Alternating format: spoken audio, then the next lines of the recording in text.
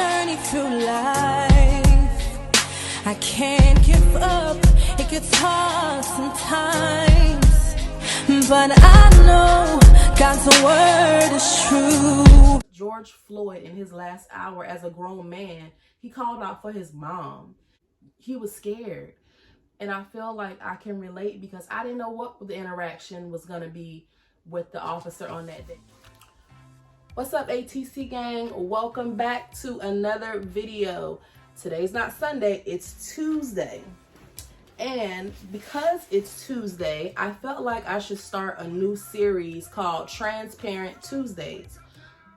Alexa, stop. So basically, Transparent Tuesday will kind of be like a story time with me. And I had to stop and show y'all my outfit of the day because it goes directly with what I wanted to speak about. So my top says, I am black, I am beautiful, I am intelligent, I am enough. For me, I feel like affirmations are such a powerful and positive thing. And I was speaking to my boyfriend earlier saying, I feel like it's almost silly that I love this shirt and I kind of need it because it's a reminder that I am enough. And I know that I feel like I am enough is an affirmation you should tell your children because, you know, what you pour into your children, you are the most influential person in their lives.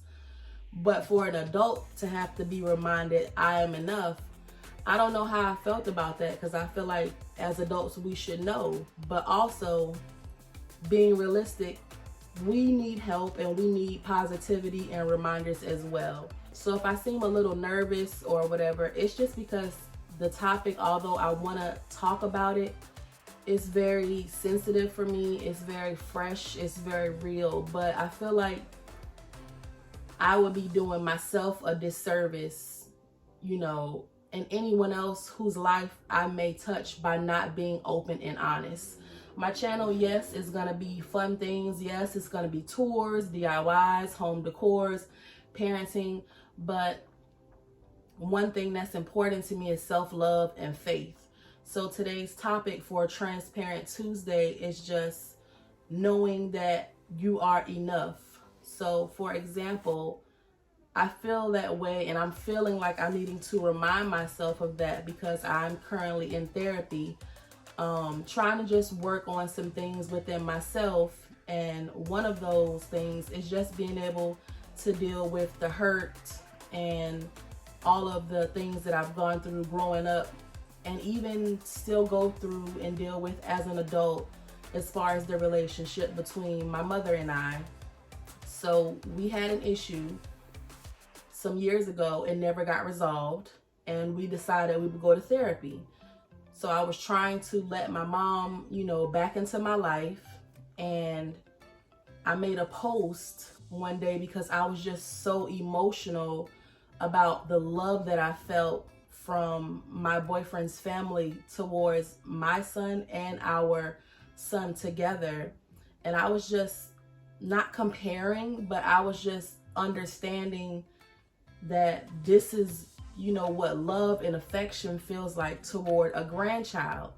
Now, the way Facebook works, you know, you control your audience. So the point is, my sister saw the post, she felt however she felt, and instead of giving me the chance to defend myself, to explain that nobody could see it, she decided to tell my mom about it. My mom would have never seen the post. I mean, how many of our parents are on Facebook?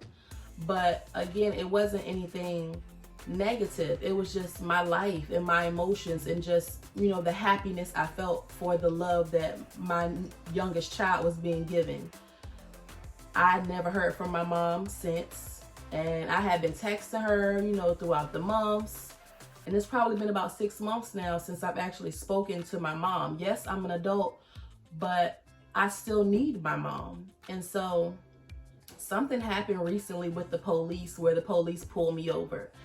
And I feel like, first of all, I just want to say, I know not all police officers are bad, but I was pulled over by a man police officer. My youngest son was in the back.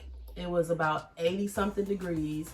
The air on my car wasn't working. So the longer we were outside having this interaction, I was distracted, not for myself, but for my son, because he's like, 9 months at the time. I didn't want him in the back of the car being overheated because the windows were rolled down. But if you don't have your air on in the summertime, you can have the windows rolled down, but you're still going to be hot. So I'm trying to speed through this interaction with the police officer so that I can go on about my business. So I began to feel uncomfortable with the interaction, and I simply stated, I need to call my mom. I want to have somebody on the line, as a witness, because this interaction is making me feel unsafe. And he got mad as if he didn't understand. He was like, what do you mean it's making you feel unsafe? And I'm just like, with the world we're in, it's making me feel unsafe. Sometimes the police are harming people. The police are harming people that look like me, and not only our men, but us, the women. So I genuinely felt unsafe. So my first go-to in my mind is I need to call my mom. So I called my mom, and it was at that time I realized all of the text messages that I had been sending, they weren't being ignored. I don't think they were being received because she had me blocked. Now, I had my boyfriend reach out to verify, and when he called, she answered. When other family members called, she answered. So it was just confirmation that the message I got when I called, it was because she had me blocked. So for me, it was just a very painful experience, because all these months I had been reaching out. And it's one thing to feel that you're ignored, but it's another thing to totally say,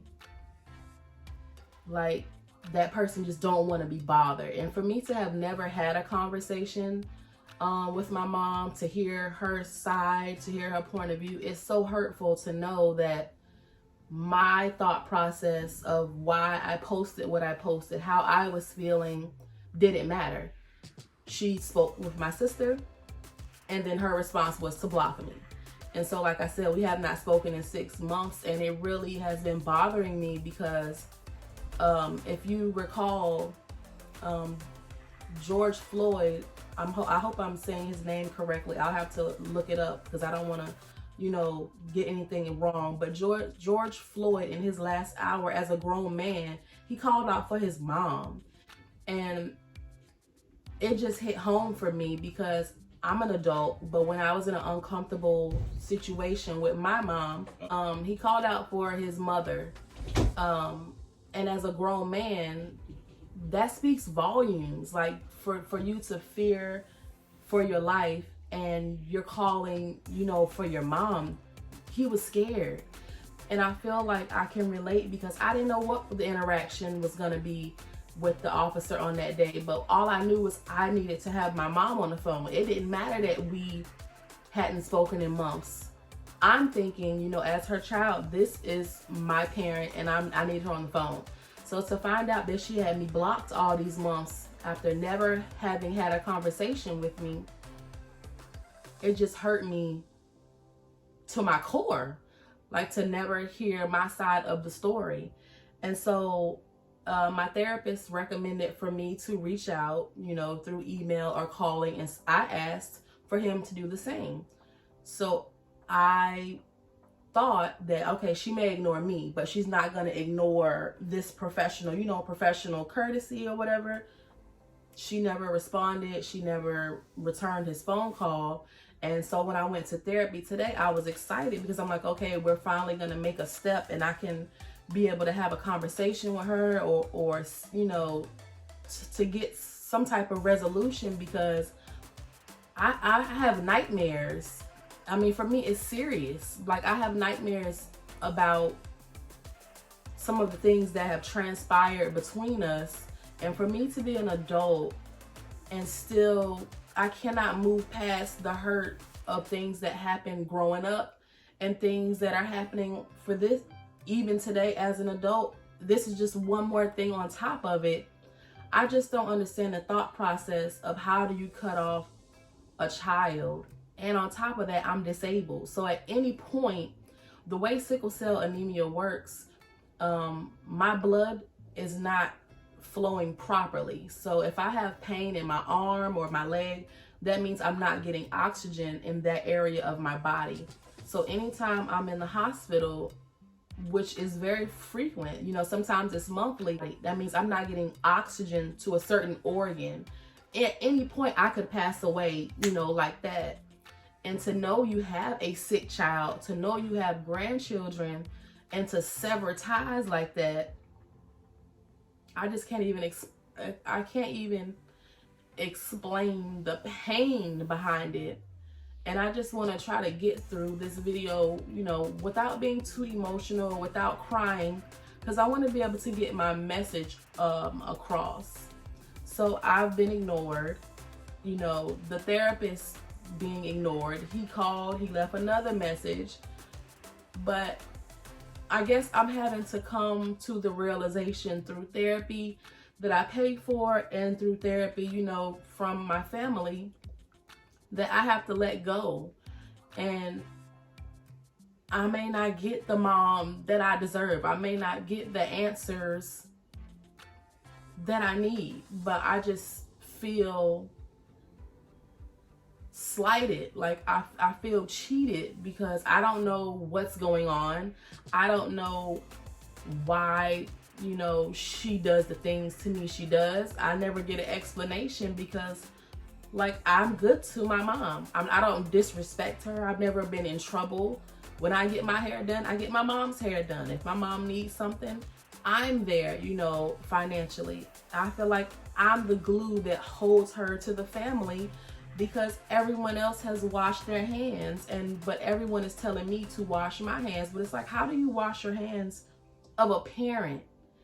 But I just want to be able to move past the hurt and the anger, because I have 2 boys and I never want my sons to feel an ounce of what I'm feeling. And I know this is not the old school way of parenting, but monthly I do a check-in with my 10-year-old and I ask him, how do you feel about our relationship? What is it that I can do to be a better mom to you? Like, if there's anything I've done to you this month that's wrong, I explain, you know, I was frustrated, or I was in a sickle cell crisis, and mommy apologizes. I never want my son to ever be scarred or not know why, or feel like he's being mistreated, because I'm feeling that as a 36-year-old woman, and it's painful.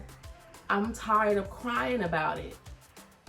And so I think the point of, you know, today's message is to just keep with you that I am enough, and know that no matter what's going on in your situation, sometimes you have to just let go and let God, as they say, and not try to hold on and process and try to figure out, well, why are they tearing me down, or why are they mistreating me, and why are they not giving me the love and the attention that I need.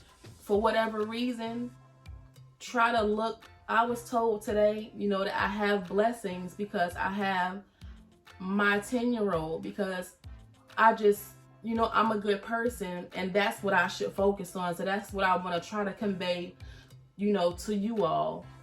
You are enough. No matter what anybody else says to you, you have to believe it, and it has to come from you, because your self-worth cannot be dependent on another person, whether it's blood or not. It has to come from self.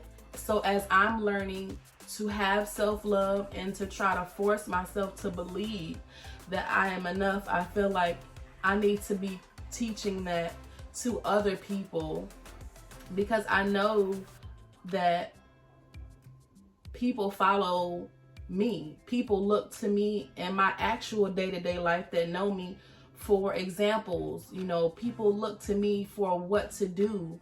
And if this message is resonating with anyone and you need somebody to talk to, know that you can always DM me on Instagram. You can always email me. I have my contact information. In the description box. But just know, at the end of the day, no matter what, you could have wronged somebody. You could have, been better, because we all fall short, of the glory of the Lord. But God gives us grace, and we have to give ourselves that same grace. So don't go around thinking, like I've done for so long, well, is it me, or how come I'm not getting this? If I can impart anything onto you, just know that you are enough, and take it a day at a time. And moreover, do your damnedest to protect your mental space, to protect your peace. I don't want for anyone to sit around and lose sleep and wonder what's going on, and how can I be a better daughter? How can I be a better mate? How can I be, a better person? God is working on us, and just know that you are enough, and you deserve the best no matter what. And if a person in your life cannot give you their very best, then you may need to sever ties, because what you can't do is mess up your mental health trying to wait on the next person to do better. So I hope this message was clear and not all over the place, because I am going through this now, because I am, emotional about it. I wanted to speak on it while it was still fresh, while, God just brought it to my heart to start this series. So like I said, it's called Transparent Tuesdays, and I'll probably pick one, maybe 2 Tuesdays out of the month to just talk about whatever subjects I feel are hitting my chest that I want to be able to share with others. And feel free to leave a comment, or DM or email me to let me know what topics you feel like you may want to hear me discuss. So that'll be all for today's video. If you are new to my channel, hello. And my name is Cicely. I'm a disabled mother of 2 boys by way of sickle cell anemia. And I felt it was important to be able to show the world that disabled moms and disabled women, disabled people in general, can lead full and successful lives. So I like to produce content on home decor most of the time. If you check out my other videos, it'll be more upbeat or whatever, but I like to produce content on home decor, lifestyle. We do vlogging and parenthood. So if that sounds like something you're interested in, go ahead and hit that subscribe button, and don't forget to hit the notification bell so you know every time I upload. It's been real, guys. Be blessed, and I'll see you in the next one. Much love. But I know God's word is true.